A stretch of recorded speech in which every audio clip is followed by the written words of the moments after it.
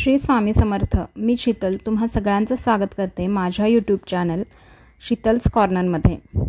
आशा करते तुम्हा सगळ्यांचा दसरा खूप छान गेला असेल। खरं तर मागचे काही दिवस माझी तब्येत ठीक नव्हती, त्यामुळे मला व्हिडिओज अपलोड करायला थोडा उशीर झाला, त्याबद्दल क्षमस्व।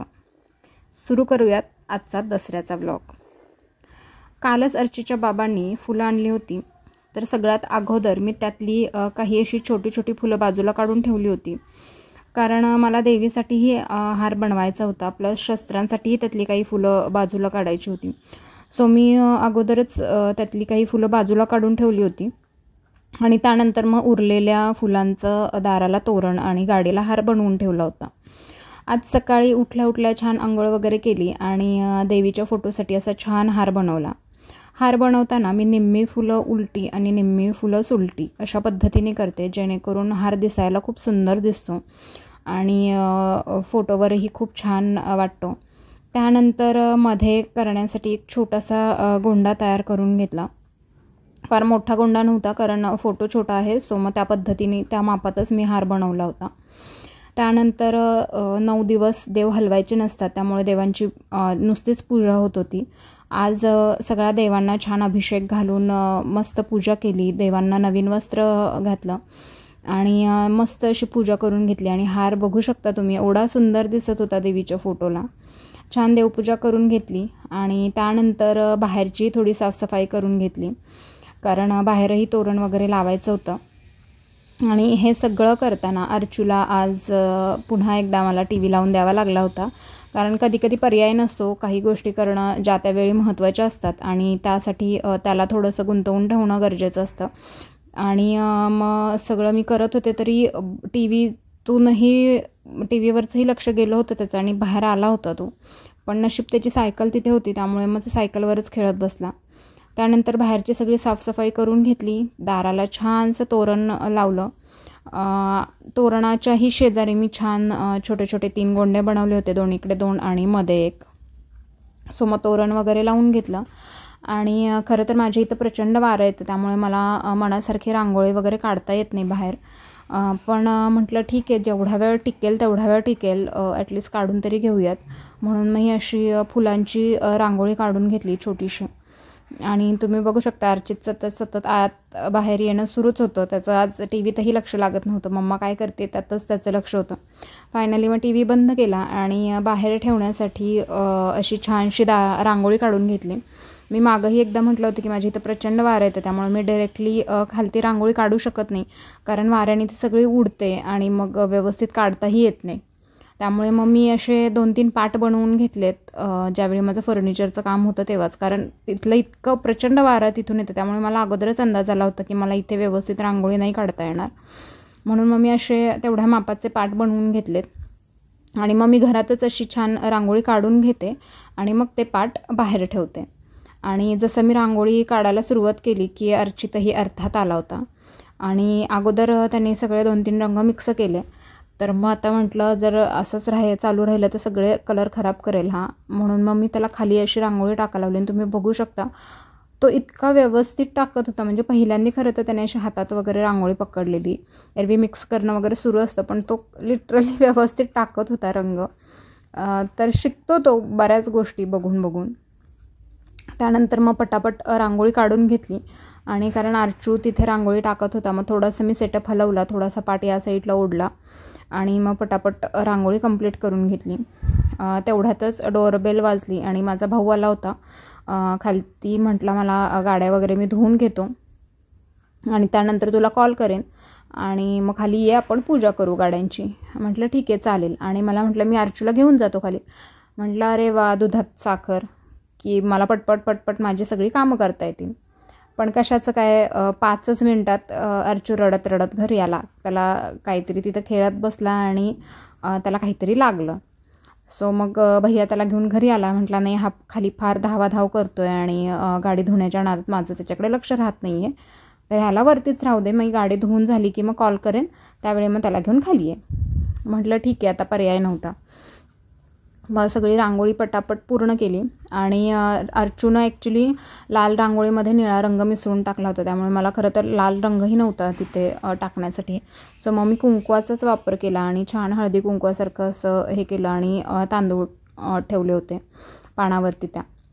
प्लस माझ्याकडे ही छोटीशी सरस्वतीची पाटी आहे, जी तुम्ही माझ्या घराचा व्लॉग जर बघितला असेल तर ती मी माझ्या स्टडी टेबलवरती ठेवते.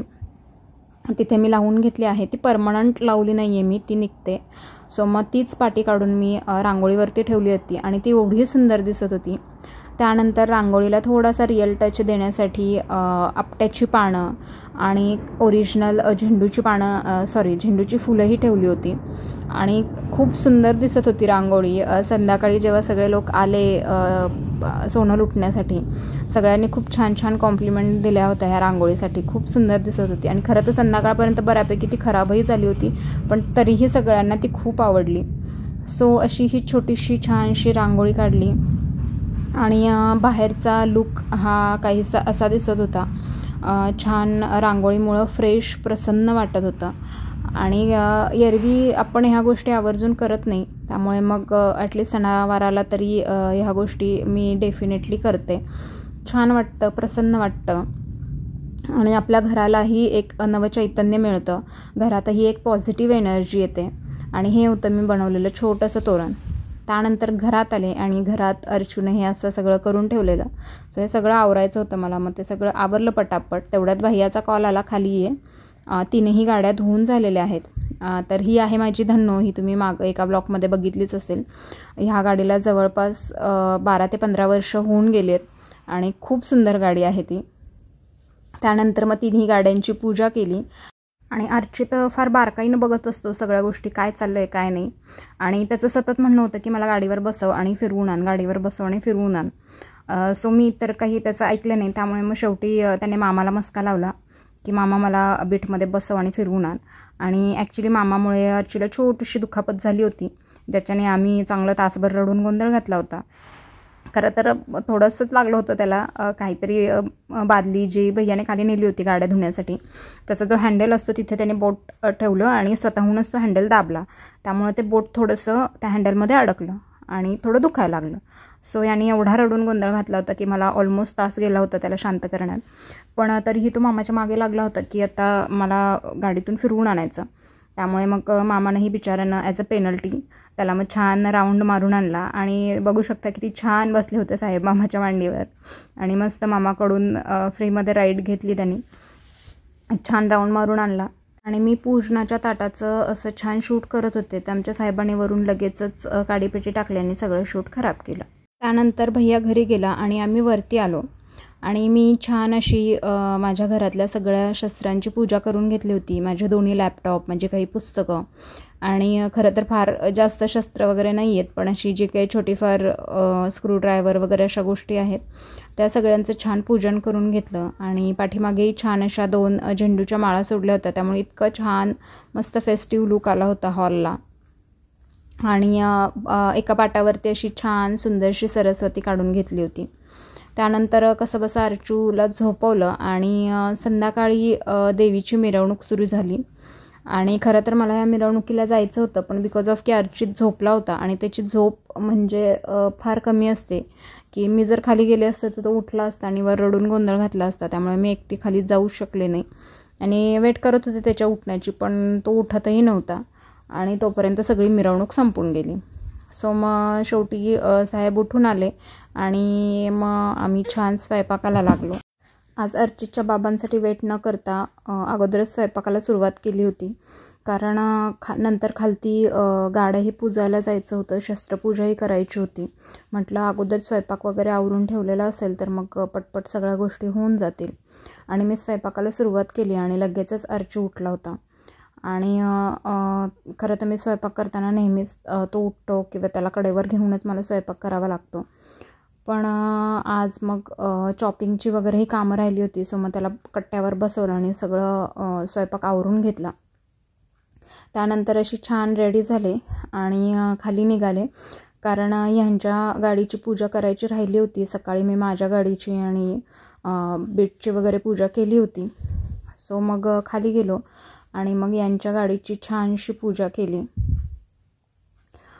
खरं तर ह्यांना तसा डेली बऱ्यापैकी प्रवास आहे, 15-20 किलोमीटर जाणं, 15-20 किलोमीटर येणं. त्यामुळं ते त्यांच्या गाडीला खूप व्यवस्थित ठेवतात. नेहमी सर्व्हिसिंग करून आणणं असेल किंवा इतर काही गोष्टी असतील. त्यामुळे मग ह्या आमच्या लक्ष्मीची पूजा मस्त होती. सो छान जाऊन दोघांनीही गाडीची पूजा केली. त्यानंतर ह्यांनी माझ्या आवडीचे पांढरे पेढे आणले होते. खरं तर आम्ही मूळचे सातारचे आहोत आणि सातारचा कंदी पेढा किती प्रसिद्ध आहे हे सगळ्यांनाच माहिती आहे. पण मला हे पांढरे पेढेही खूप आवडतात.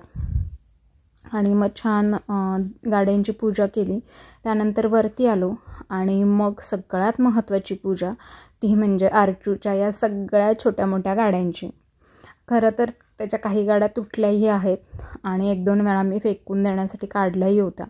पण तो इतका गोंधळ करतो आणि त्याच्या खेळण्यांच्या यातली एखादी जरी गोष्ट मिस झाली तरी त्याच्या पटकन लक्षात येते आणि मग जोपर्यंत ती गोष्ट दिसत नाही तोपर्यंत रडून गोंधळ असतो. त्यामुळे मग मी त्या सगळ्या गाड्या टाकायच्या ठेवून दिल्या. मग त्याच्याही सगळ्या गाड्या दुपारीच धुवून ठेवल्या होत्या मी. मग त्याही गाड्यांची छान पूजा केली. त्यानंतर मस्त शस्त्रपूजनही केलं. तर हे आहे अर्चित जांभळे पाटलांच्या गाड्यांचं कलेक्शन. आणि अजूनही काही गाड्या आहेत त्याच्या, पण सगळ्याच काढल्या असतात तर सगळा हॉल त्याच्याच गाड्यांनी भरून गेला असता. त्यामुळे काही थोड्याच काढल्या होत्या मी. मग त्यात सगळ्या पुजून घेतल्या. आणि त्यालाही कळत नव्हतं की अशा का ओळीने मांडून ठेवलेत गाड्या. सो एकदा या गाडीवर एकदा त्या गाडीवर असं सगळं बसणं चाललं होतं त्याचं. आणि नंतर सगळ्या गाड्यांची पूजा करून घेतली. त्यानंतर शस्त्रपूजनही केलं. खरं तर आमच्या इकडे शक्यतो संध्याकाळी शस्त्रपूजन केलं जातं व शस्त्रांसाठी नॉनव्हेजचा नैवेद्य दाखवला जातो. त्यामुळे शक्यतो दसऱ्याच्या संध्याकाळी हे नॉनव्हेज बनतं. परंतु आज गुरुवार होता त्यामुळे मग आमच्यात नॉनव्हेज गुरुवारी खात नाही.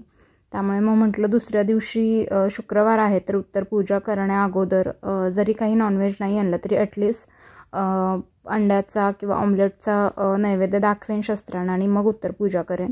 म्हणून मग मी ही पूजा तशीच ठेवली होती. आणि खाली ॲक्च्युली गाडीची पूजा करायला गेलो तेव्हाच सोसायटीचे बरेच लोक भेटले होते. मग तेव्हा तिथेच बऱ्याच जणांना सोनं दिलं. त्यानंतर काही लोक घरीही येऊन गेले. सो त्यांच्यासोबतही सोनं लुटलं आणि अशी छान याची पूजा पार पडली. तुम्हाला जर माझे व्हिडिओज आवडत असतील तर माझ्या चॅनलला लाईक, शेअर आणि सबस्क्राईब करायला अजिबात विसरू नका. सोबतच बेल आयकनही प्रेस करा म्हणजे मी टाकलेल्या व्हिडिओचे नोटिफिकेशन सगळ्यात अगोदर तुम्हाला मिळतील व एकही व्हिडिओ मिस होणार नाही. So please like, share and subscribe my channel. Thanks for watching. आणि हो, हे सगळं झाल्यानंतर आम्ही आरचूला सोनंही दिलं आणि त्याची अशी काहीशी रिॲक्शन होती. Please stay tune. सोन्यासारखे